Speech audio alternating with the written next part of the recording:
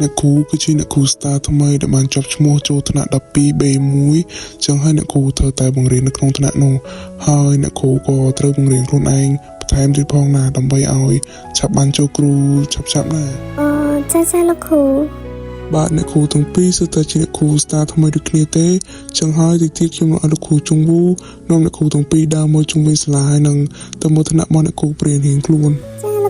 ចាលោកគ្រូជុងវូនឹងគាត់នៅខាងណាវិញលោកគ្រូនោះលោកគ្រូជុងវូគាត់រៀបចេញទៅលោកគ្រូជុងវូចាំយកលោកអ្នកគ្រូ Star ទាំងពីរយកទៅមួយផងបាទលោកគ្រូអ្នកគ្រូទាំងពីរមកតាមខ្ញុំមកខ្ញុំនាំមើលជុំវិញសាលាហើយនឹងតាមថ្នាក់នីមួយៗរបស់អ្នកគ្រូ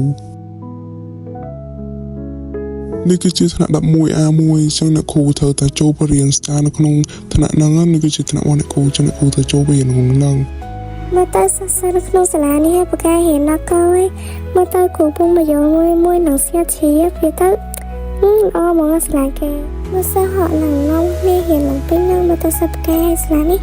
មកទៅអូយមានម៉ែខ្ញុំលើកទី1ដែលបានមកចូលរៀនសាលាបែបនេះសង្ឃឹមថាល្អគ្រប់យ៉ាង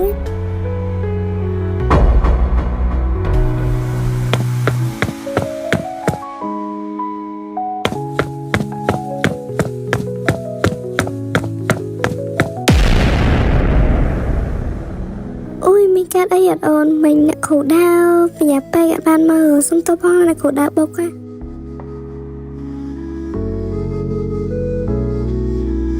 ចុំមានអារម្មណ៍ថាគាត់មុខស្តៀងណាគេម្នាក់ហើយយើងដូចជាប្រហែលស្លាប់ជួបគាត់ពីមុនមិនទេ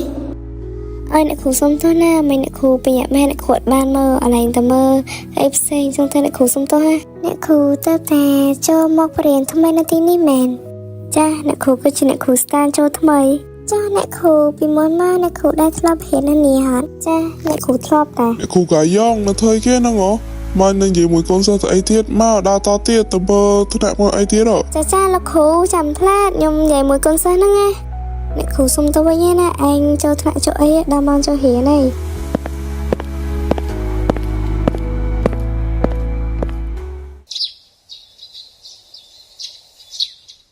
បងមានអ្នកសញ្ញាឲ្យបាន92នាក់បូកទៅហើយយើងមានអ្នកសញ្ញាឲ្យបាន59នាក់ចាំបូកបន្ថែមហើយយើងបាន15នាក់យើងវិញរកបាន48នាក់ហើយយើងវិញរកបាន32នាក់ឯងបូកមើលបានប៉ុន្មានអូខេវេតចាំផ្លែយើងបូកសិនអូហើយពួកបងពងធ្វើគេនឹងបូកលេខបូកអីរកបាននេះគេណាពួកបងហៅអ្នកសញ្ញាឲ្យបោះឆ្នោតក្រុមពួកបងហ្នឹងណាអូនឯងជឿថាក្រុមពួកបងអាចឈ្នះក្រុមពួកខៃសាយើងកុំតាន់អាស្មានតារ៉ាប់ណាយើងមិនតាន់បានឃើញលទ្ធផលរៀងខ្លួនចាំតិចចាំអ្នកគ្រូផងអេនេះអ្នកគ្រូហៅបាន10នាក់ដែរតាមើលយូមីបោកសរុបមើលបានទាំងបងអ្នកគ្រូដែរ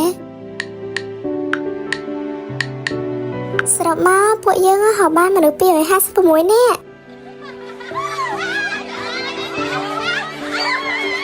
អញ្ចឹងក្រាសញ៉ៃទាំងក្រាសបោះឆ្នោតទាំងប្រមាណហ្នឹងទុកឲ្យមែនជាអ្នកទុកអូខេចាំយើងរៀបចំទុកដាក់វាសុបួលក្មួយទាំងអស់គ្នាត្រូវប្រុងប្រយ័ត្នណាលឺនៅមិនចឹងវិញអ៊ំកើតអីគេមែន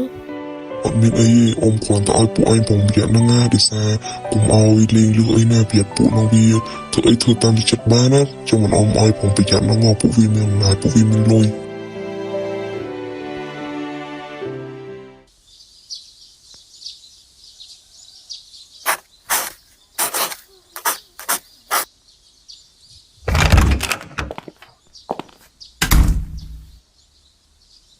ណែលោកគឺជាណាគេហ្នឹងបានចូលមកកន្លែងឯកជនរបស់មេយើងដែលគ្មានការអនុញ្ញាតចឹង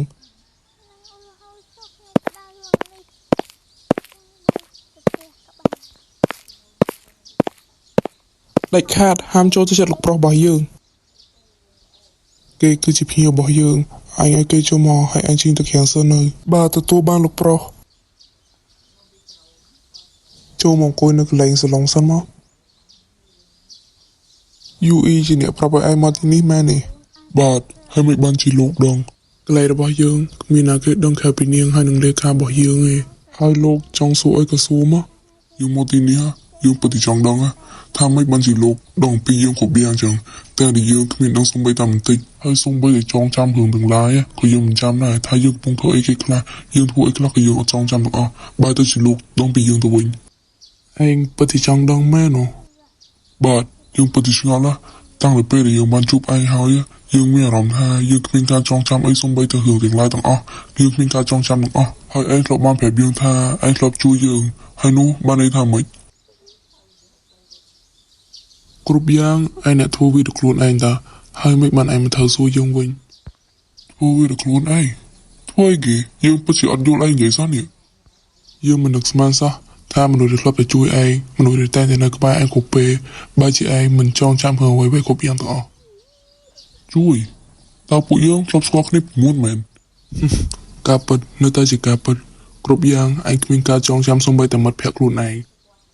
មិត្តភក្តិតើអ្នកណាគឺជាមិត្តភក្តិរបស់យើងអញ្ចឹងតើឯងមែនទេគឺជាគីរ៉ា